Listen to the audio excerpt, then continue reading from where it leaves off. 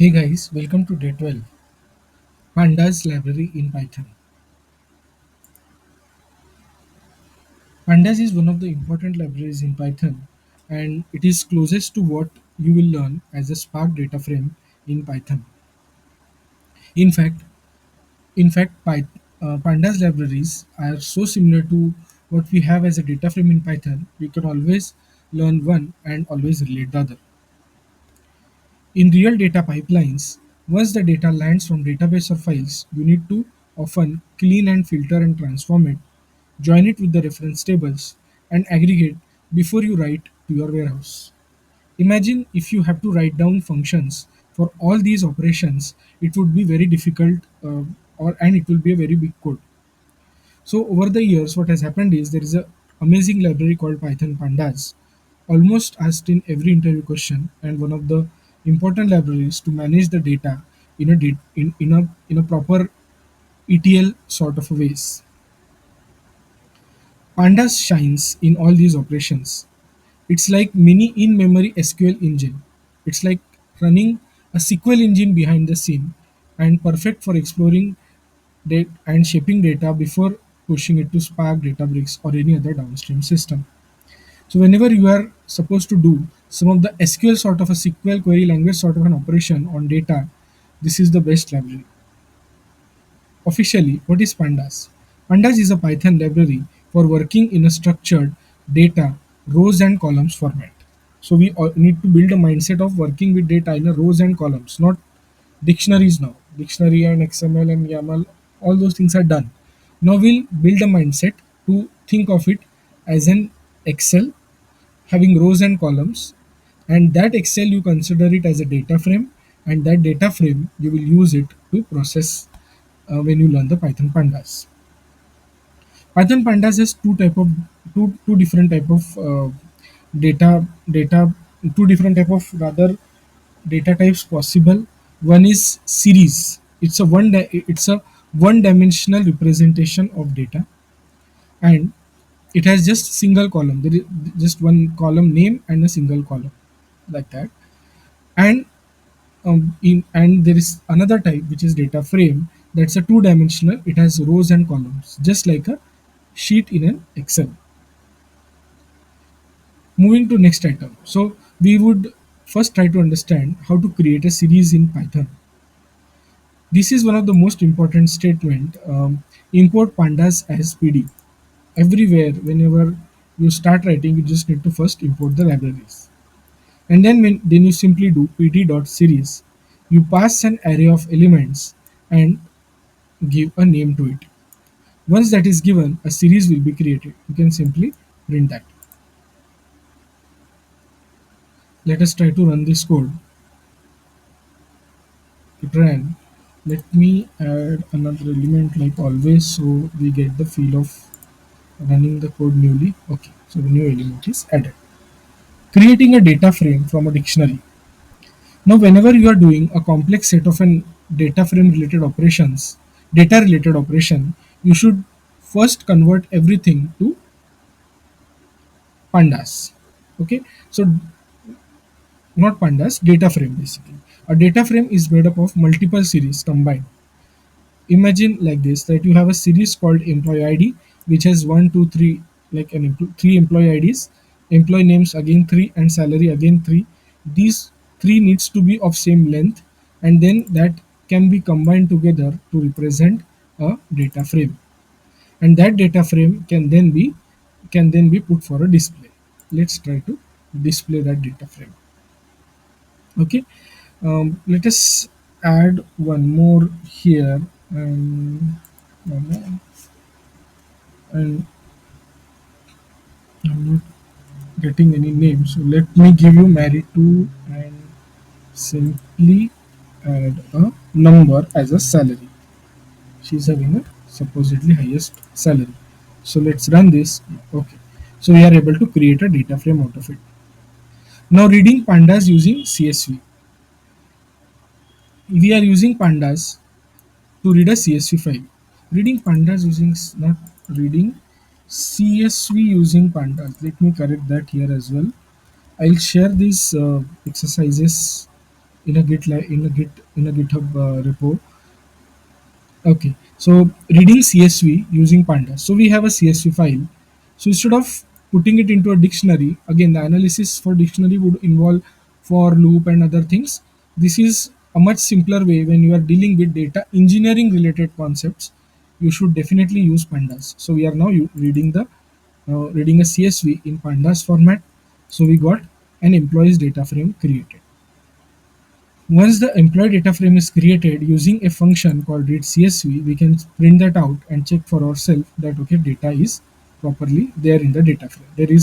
There are columns employee ID, employee name, department ID, salary, hire date, and there are particular rows containing the data in each of the rows.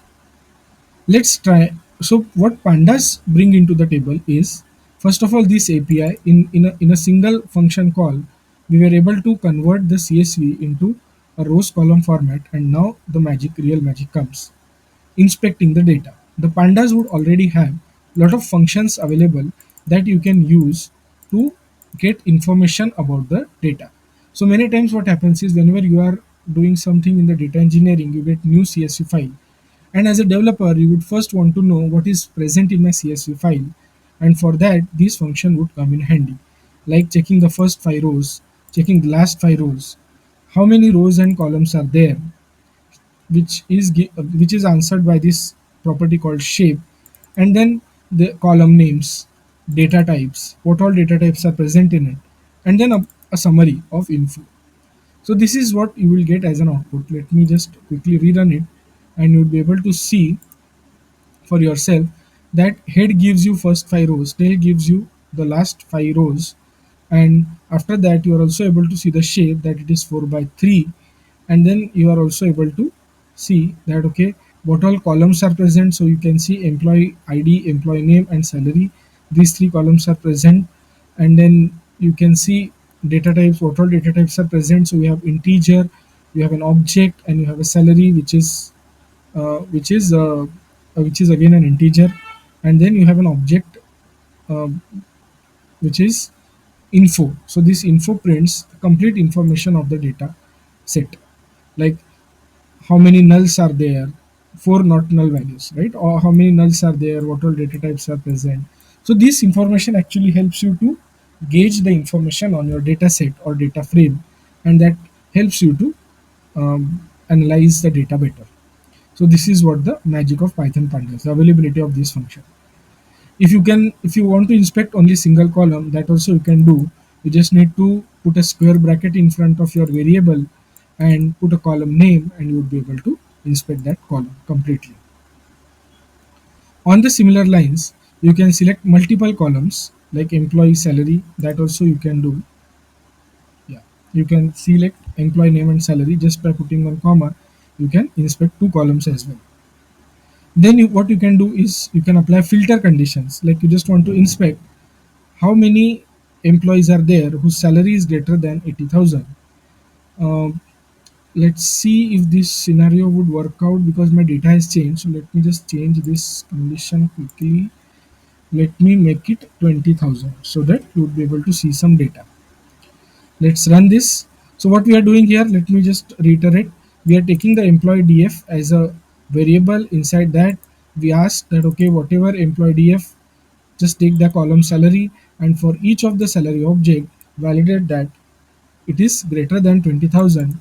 Then only put it back. Otherwise, you don't put it out. Otherwise, filter it out simply. So if you run this, you can see that out of the four that are listed here, you could only see two. There is a real world mini exercise that I have done for you so that you get a feel of what we do as a data engineer. What I have done is I have put in one file called employees panda csv. There is a department panda.csv.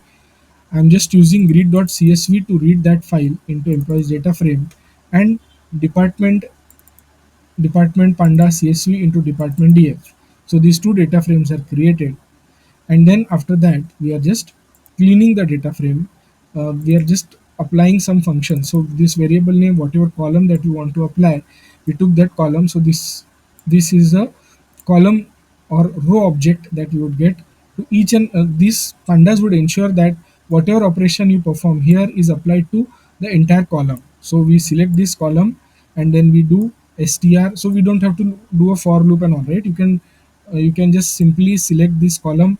You can say that convert this entire column to string, strip it out, or if there are any leading and trailing spaces, remove them, convert them into title, and this way we can simply clean the employee name and then take that employee name column back into our data frame. Data frames are data frames, you can very easily add columns like this. Okay, finally you take the same data frame and then merge it, do some kind of left join on top of it. So you just wanted to do department, employee data frame and department left join. Based on what id, you just need to pass this out and how you want to do it. So these kind of functions are available. Merge function is available, which is going to do a left join for you, and whatever is the outcome, it is going to store it back into final df. So instead of writing the entire SQL query, you just use the merge function and you are able to get this into your final data frame. And then again you wrote this data frame back. Let me just quickly run it, and it would run successfully and say that employee department table is created successfully. Let's just check what is there in the final df. Okay, my final df is correct, my data is all good. So this is the beauty of python pandas, which helps you to um, manage the data manage the data very well, in terms of like as if there is a SQL engine running behind the scene. We will also do next two videos on python pandas part 2, where we learn filtering, sorting and selecting the columns, and we'll do part 3 where we learn group by, aggregations and join. Thank you for listening to this. Thanks.